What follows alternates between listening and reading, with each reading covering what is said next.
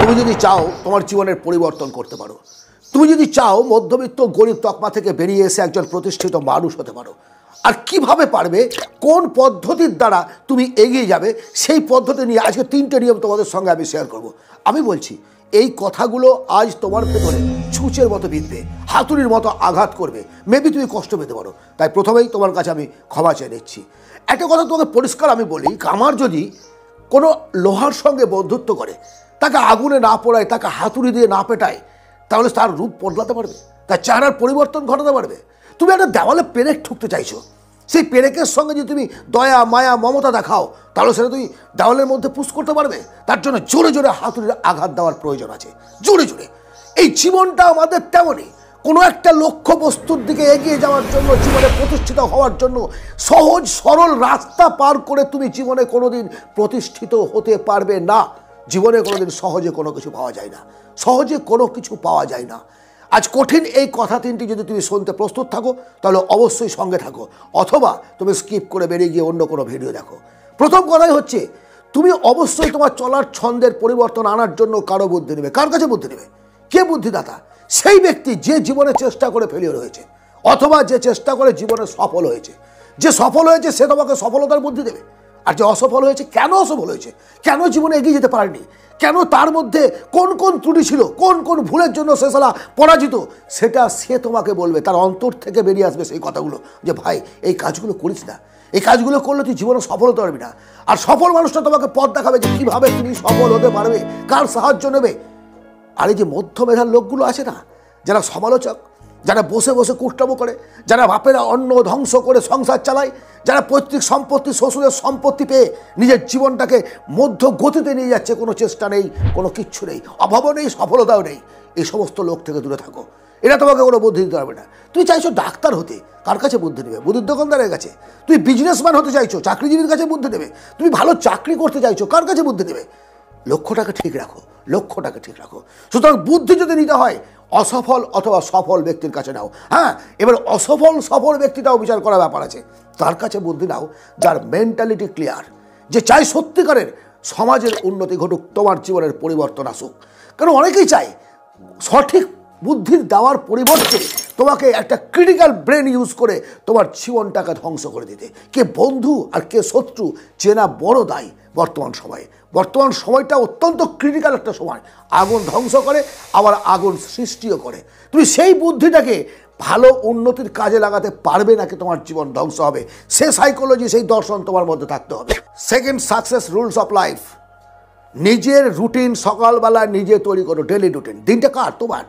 এই দিনটাকে সম্পূর্ণরূপে শেষ করার এবং শুরু করার দায়িত্ব একমাত্র তোমার। তোমার এই ডেলি রুটিনের মধ্যে মহা বিপদ ছাড়া কোনো পরিবর্তন নিয়ে আসবে না। এই সমাজে তোমার কিছু বন্ধু বান্ধব আছে যারা আসবে, খুব কাছের প্রিয় লোক আসবে একটু আড্ডা মারতে। তুই ভালো পড়াশোনা করছিস, দেখি তুই তোর তো মাছটা দিয়ে দিই, তাকে তুই প্রশ্রয় দিয়ে দিলে, বন্ধুত্ব চলবে। সে ডাকছে, তুমি গেলে না। তোমার যে রুটিন তুমি তৈরি করেছো, সেই রুটিনটা অনুযায়ী তোমাকে চলতে হবে। তুমি চাও তোমার জীবনের পরিবর্তন, তাহলে নিজের কাজটা করে চলো। অন্যরা তোমাকে ব্যবহার করতে চাইবে, তুমি যদি অন্যের মতো করে চলতে চাও, তাহলে একটা সময় তুমি নিজের জীবনের উন্নতি না করে তার জীবনের জন্য পরিশ্রম করতে বাধ্য হবে। যারা সফল মানুষ তারা নিজের কাজটাকে ভালোভাবে বোঝে। তোমার সঙ্গে কেউ দেখা করতে এসছে, সেদিন তোমার সঙ্গে দেখা করার তার কোনো কথা ছিল না, তুমি টাইম দেবে না।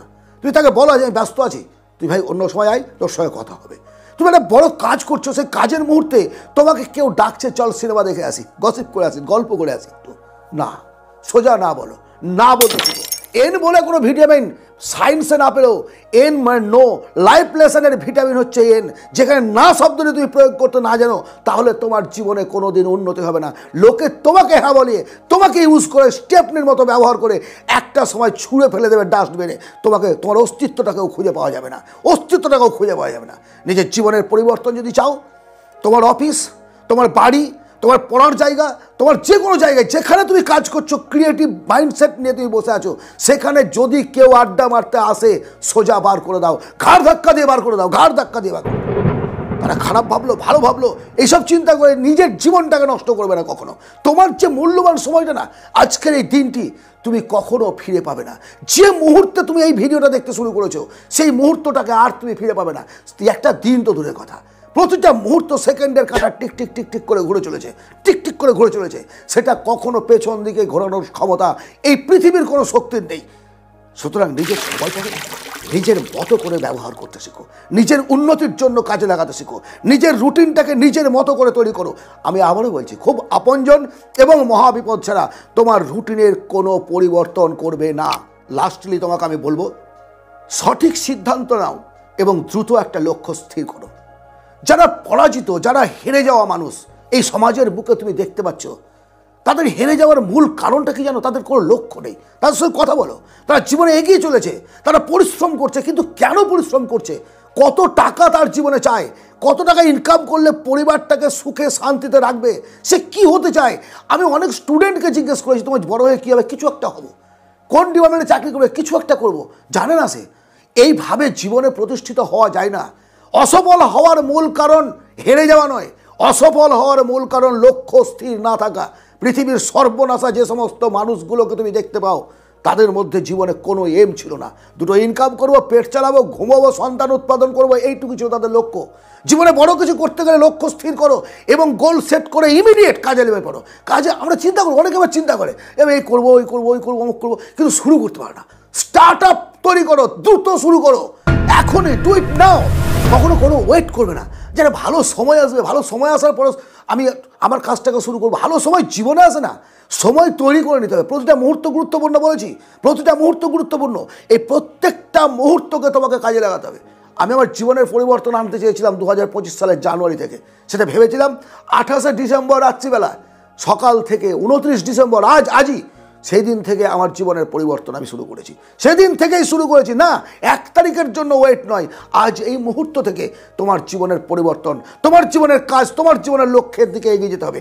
একটা পা ফেলো, একটা পা, শুধু একটা পা যদি ফেলতে পারো স্টার্টিংয়ের জন্য, নেক্সট লেগ অটোমেটিক্যালি তোমার সঙ্গ দেবে। এটাই নিয়ম।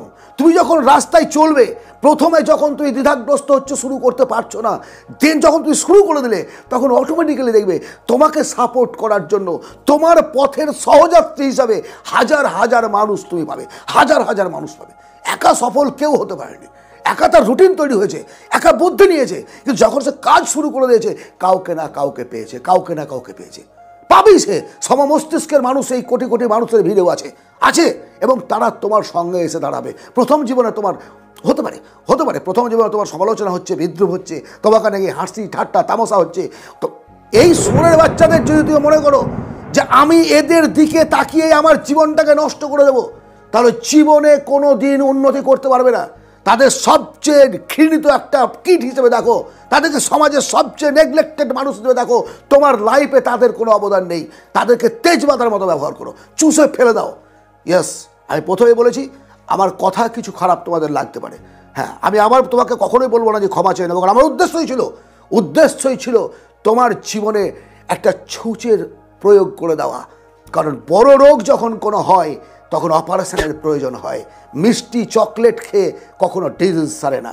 আজকের এই আলোচনা যদি ভালো লাগে এবং কারোর দ্বারা যদি তোমার কাছে গিয়ে পৌঁছায়, অবশ্যই লাইক, সাবস্ক্রাইব এবং শেয়ার করো। কারণ আমি চাই বাংলার ঘরে ঘরে সফল মানুষের জন্ম হোক।